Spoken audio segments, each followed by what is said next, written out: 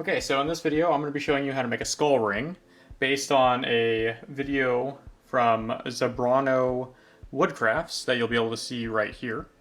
And I wanted to make my own version of it using silver instead of, I think he used stainless in his. So I'll get started on that. Unlike other videos, I've already cut out my inner ring blank. So we won't have to go over all of that, but if you want to know how I make these the right size, I'll have a link to my other videos that show in detail how to do that. And you might notice I have a bunch of ring mandrels out. And the reason for this is because I got these two sent over to me, and one of these actually isn't even on the market yet. They wanted me to see how I liked it and show it off, which is this one.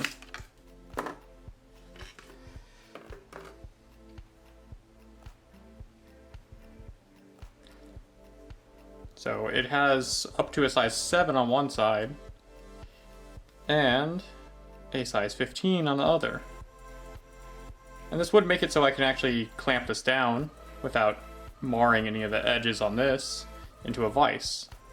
So this could come in really handy. And the other good thing about these, and the reason why I have the other tools out, so these from Splinter Tools are made out of stainless steel. And that matters because I rust out all my tools. Like this particular one is all rusted, and even the higher quality ones that I get start to rust. So I contacted them and they sent me these over for free of charge, and they just told me to give my opinion and show them off, just like their die cutting tool that I did a whole video on. So I have a lot of faith in this because I rust everything out and I'm tired of rusting things. So I can get rid of these two.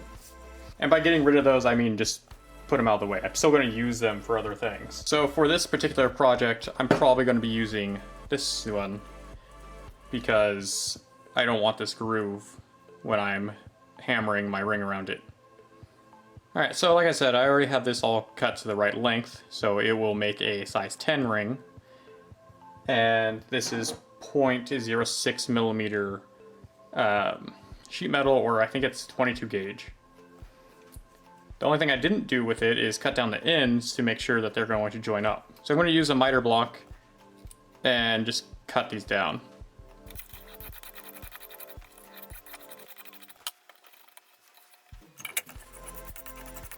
So here we go, nice and cleaned up and straight. So now we can anneal this to make it soft and bend it around.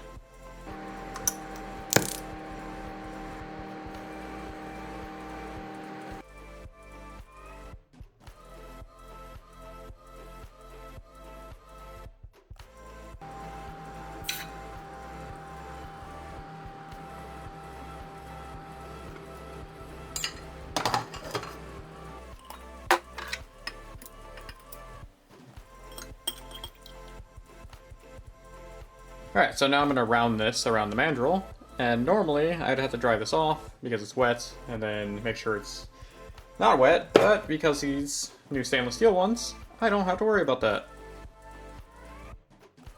So I just want the curvature like that, so there's no sharp pinches in this.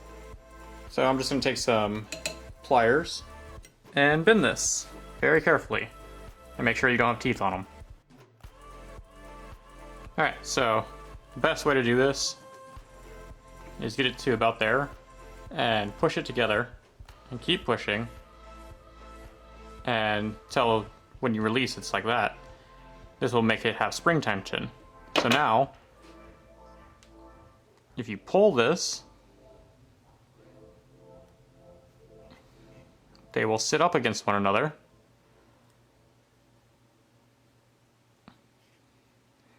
and hold themselves together. I need to fix alignment on them, but other than that, that's how you can get these to make a tight joint.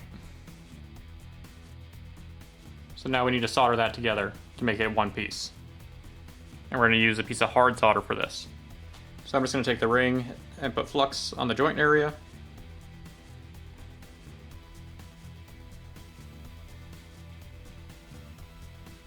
I'm gonna take a piece of hard solder and put it on this block and place the joint directly on top of it.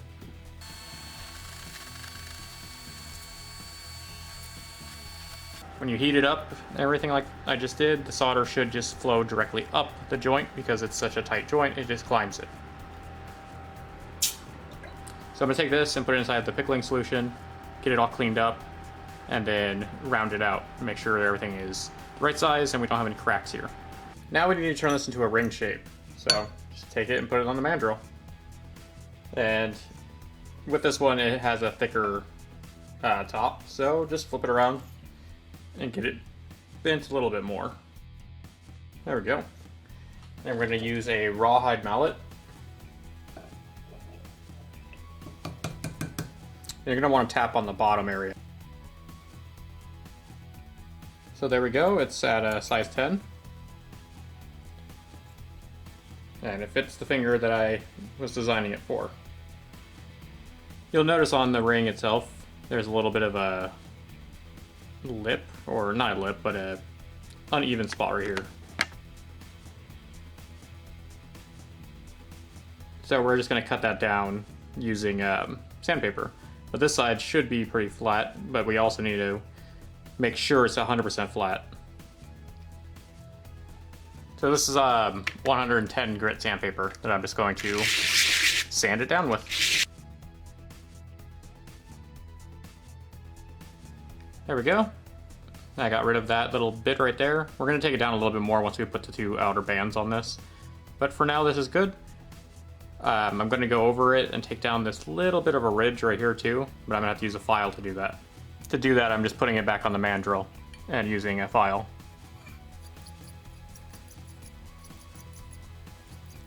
I'm going to go all the way around and take it down a little bit, so just to make sure everything's pretty even.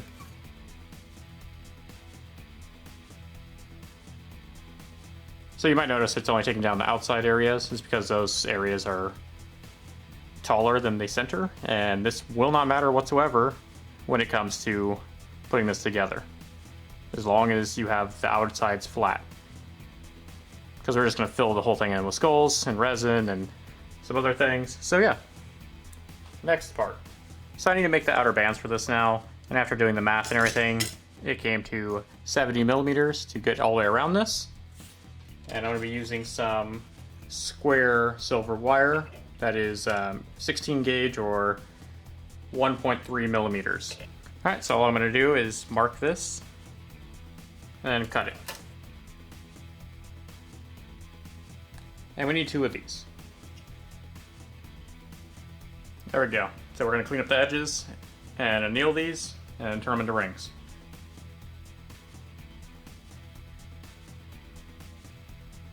Now that they're all cleaned up, we can start rounding them.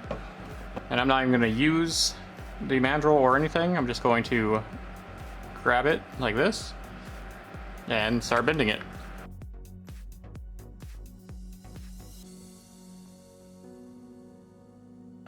There we go. Now I just need to do it to the other one. So I'm going to use the same method and just put flux on the solder joint. And grab 2 pieces of hard solder and just place these on top of them.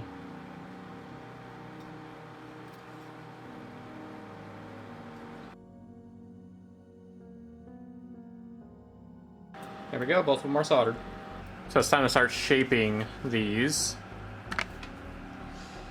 into actual circles, because we need to put them on here and that won't go. I actually cracked the solder joint pulling it down like that, so it wasn't fused properly. Let's see if the other one does it. That one was perfectly fine. This one I'm gonna have to resolder real quick, so let me do that. Okay, so that other piece is in the pickling solution. We can start rounding this one out at least. So I want to make sure this is flat, so when you put it onto a flat surface and push on it, it shouldn't do this. So we need to hit it with a hammer.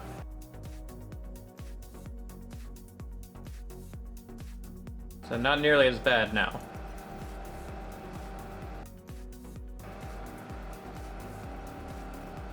So we need to take this and put it back on the mandrel and make it round again, because it's not super round now.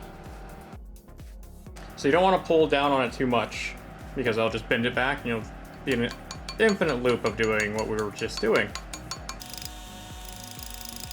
So there we are. And there's our center. And now they should go together.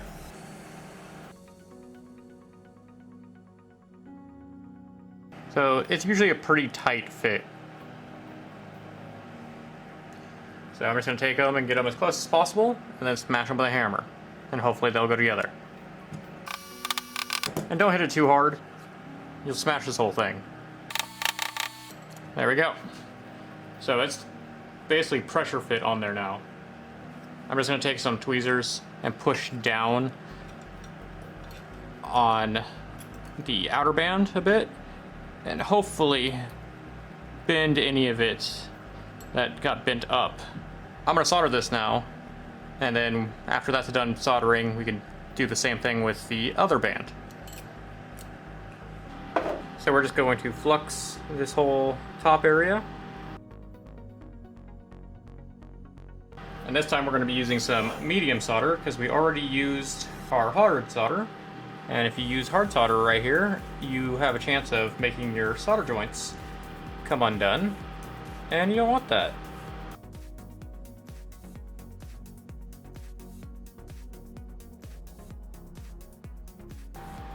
So there we are, it's all connected. Now it needs to get pickled and get cleaned up. Alright, here's our parts, and we're gonna hammer them together like I did last time. Just need to solder that piece on, then clean it up again, and it's good to go. And from this point, you could make all kinds of different rings.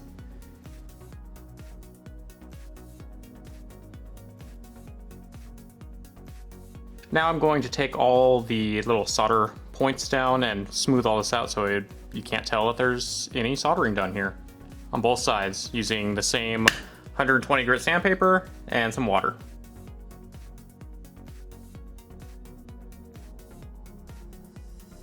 Everything is all nice and clean, and because I used as much solder as I did, there's no holes whatsoever.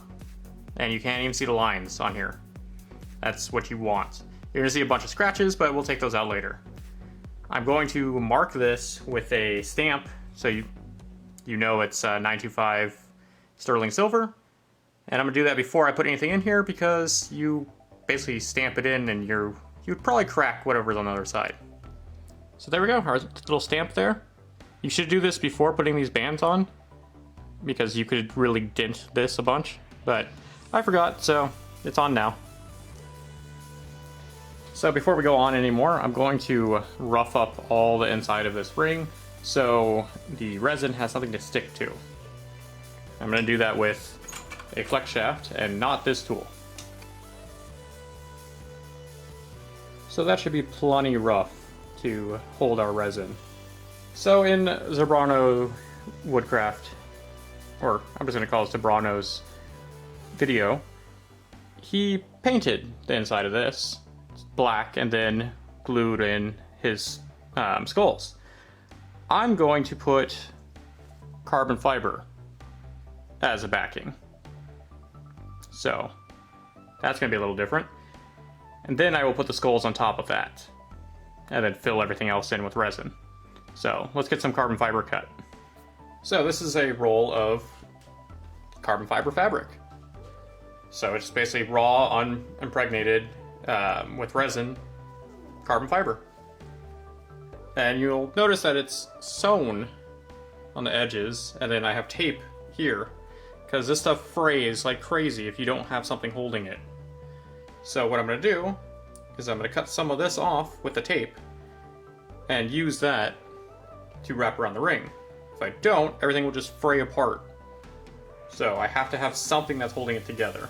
And if you look on the other side, you can't see the tape at all. So all I need to do is figure out how thick of a band I need by measuring our ring. And I'm going to mark it on here and then draw a line out So I didn't actually measure how long I need, but I can guess. And if it's over, that's fine. So I'm going to use these scissors to cut the carbon fiber. Even with it taped like that, you still need to be careful. And this stuff can get stuck in your hands too. It's kind of like working with fiberglass. Alright, I might be able to force that in there now.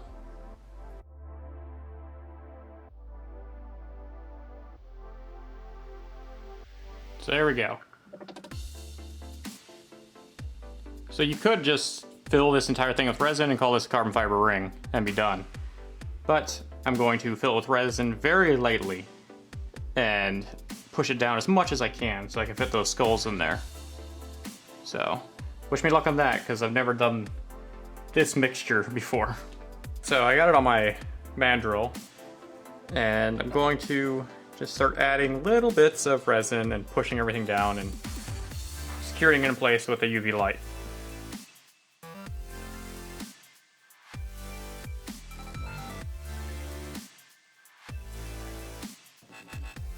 So I'm gonna have to let this cure up underneath some stronger UV lights before I can go any farther. So I'm gonna go switch it over to the strong UV lights, and then I'm gonna go over to our skulls. Alright, so I got these little plastic skulls online, and you can cut them down to whatever you like. So they're just little tiny plastic skulls. But they're too big for what we're doing.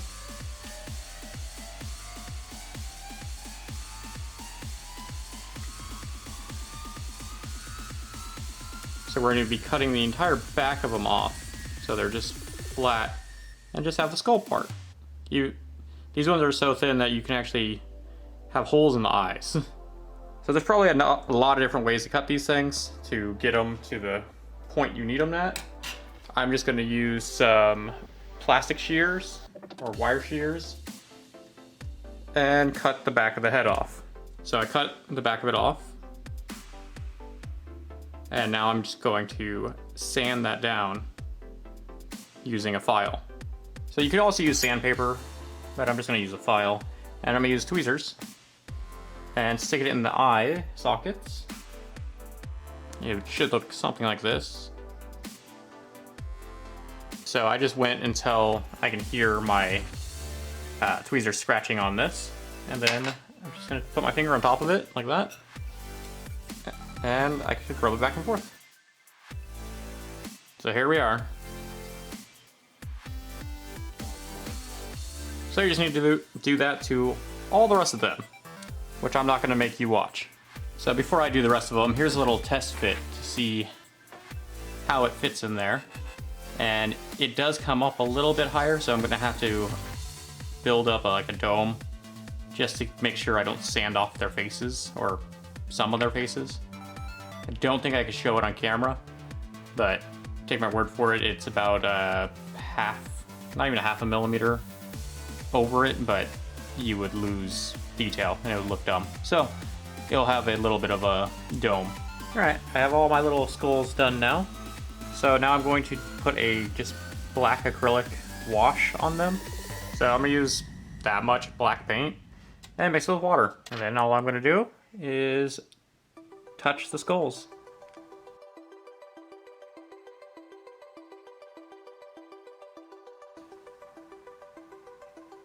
So there we go. I'm just going to let them sit in here and dry. So now I'm just going to take some white paint and add highlights to these because they're a little too dark. So I'm going to take some glow powder and mix it with some UV resin and mix that together so I could put it in the eyes of the skulls to make them have glowy eyes using a toothpick.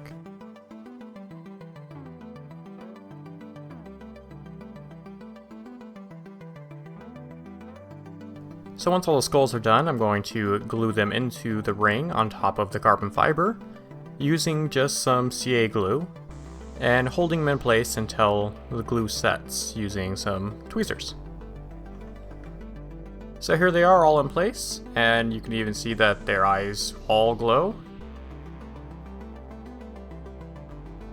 And now I'm going to start putting on thin layers of UV resin using a toothpick and just filling everything in and building it up pretty tall and hardening it layer by layer.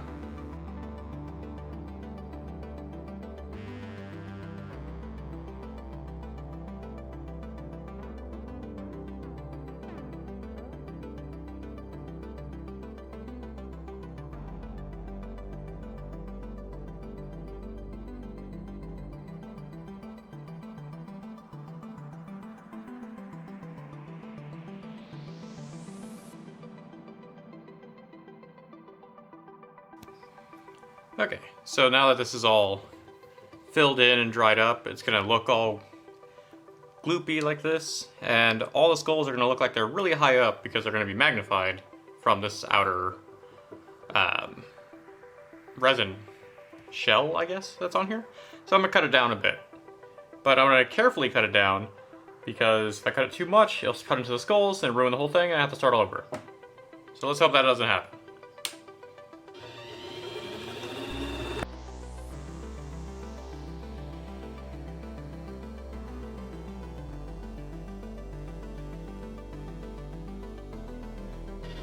So you can see it's low in some certain spots. I'm just trying to get it completely flush all the way around. And then we'll start sanding it and smoothing it all out. And we're gonna dome this. So it's gonna have a flat edge here and then domed.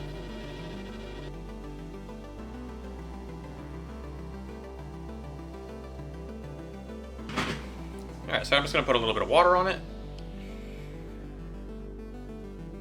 Alright, so from the looks of it, I can start using the sandpaper on this.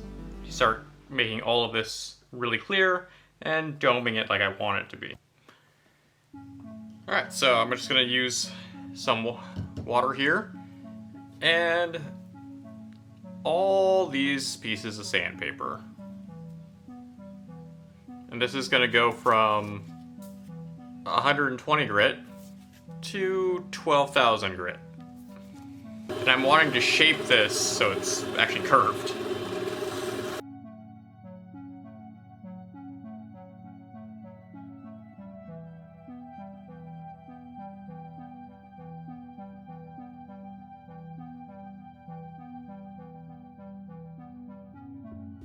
So even if I dry it off, it's still going to be kind of cloudy looking, kind of like that. And we're going to be able to take that out with some polishing compound. But before I go any farther with that, I need to polish up the inside of the ring because it's still very raw. So I'm just going to use some of these grits to take down all of the imperfections and stuff on the inside of the ring and smooth it up, and do the same on the sides. And maybe even add a little bit of an angle in here, so it's just not a 90-degree angle. And then I'm probably going to leave it at a more of a matte satin finish. And then I'll polish up the outside to be extremely shiny on the lathe.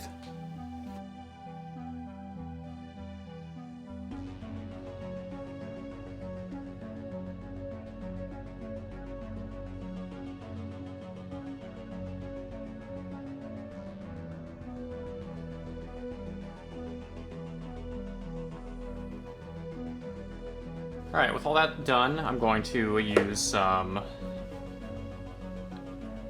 basically polishing compound on the outside of this, and it'll clean everything up to a nice shine, and then we'll use a burnishing cream on top of that. And this is the burnishing cream I'm using.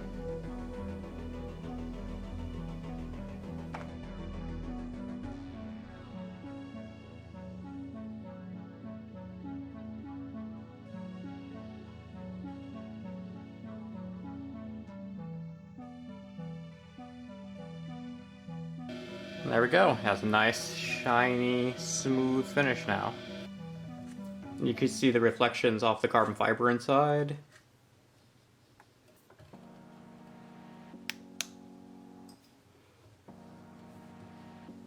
So here it is all done, and you can see the reflections off of all the carbon fiber underneath as you move it around in the light. So in actual sunlight this would look really nice, and it would charge up the eyes because they only charge off a UV light.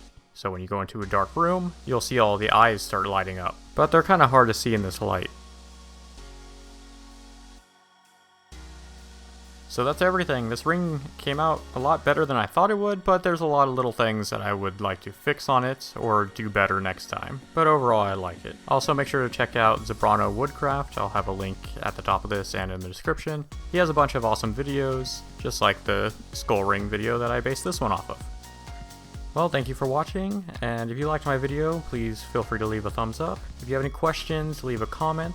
If you want to see more videos like this one, subscribe to my channel. I try to put out a new video every week, and I also now have a Patreon page, which you can help support my channel if you have a couple dollars to throw my way. Alright, well, thank you again, and I'll see you guys next time.